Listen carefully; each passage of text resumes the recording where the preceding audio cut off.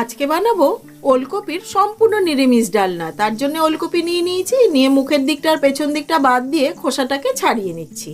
নিয়ে আমি ছোট ছোট ডুমো ডুমো করে কেটে নিচ্ছি। সব ওলকপিগুলোকে একইভাবে কেটে নিয়েছি, আর তার সাথে আমি আলুও কেটে খুব ভালো করে ধুয়ে নিয়েছি। এখানে নিয়েছি পোস্ত, জিরে, শুকনো লঙ্কা, কাঁচা লঙ্কা। শুকনো লঙ্কা সিডগুলো আমি বাদ দিয়ে দিয়েছি, আর একটু লবণ দিয়েছি বাটার সুবিধার জন্য। অল্প একটু আদাও দিয়ে দিলাম। এবার এগুলিকে আমি ফাইন করে বেটে নিচ্ছি। মশলাটা বাটা হয়ে গেছে, এবার বাটিতে তুলে নিচ্ছি। এখানে নিয়েছি বড় ইলাইচি, আমি ফাটিয়ে নিয়েছি অল্প একটু মেথি, অল্প একটু জিরে আর দুটো শুকনো লঙ্কা। এগুলিকে ফোড়নে দিয়ে দিচ্ছি, ফোড়নটা ভেজে নিচ্ছি। এইদিকে আমি দেখুন আলু, ওল এই যে একইভাবে কেটে নিয়েছি, সেগুলো ধুয়ে জল ঝরিয়ে নিয়েছি।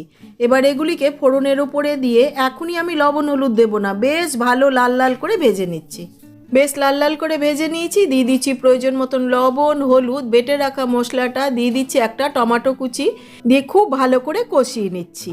এইবার দিয়ে দিচ্ছি এক মুঠো আগের থেকে ভাপিয়ে রাখা কড়াইশুঁটি দিয়ে দিচ্ছি বাটিটা ধুয়ে অল্প পরিমাণে জল দিয়ে খুব ভালো করে কষিয়ে নিয়ে প্রায় 8 থেকে 10 মিনিটের জন্য ঢাকা দিয়ে দিলাম। প্রায় 10 মিনিট হয়ে গেছে, ঢাকাটা খুলে নিচ্ছি। দিয়ে দিচ্ছি প্রয়োজন মতন চিনি, অল্প একটু ঘি, গরম মশলা পাউডার, ধনেপাতা কুচি দিয়ে খুব ভালো করে প্রায় 3-4 মিনিট আরও খানিকক্ষণ রান্না করে নিলাম। ব্যাস রেডি। গ্যাসটা অফ করে একটি প্লেটে সার্ভ করে দিচ্ছি। বাজারে এখন প্রচুর কচি কচি ওলকপি পাওয়া যাচ্ছে, এইভাবে অবশ্যই একবার ট্রাই করুন, দারুণ লাগে।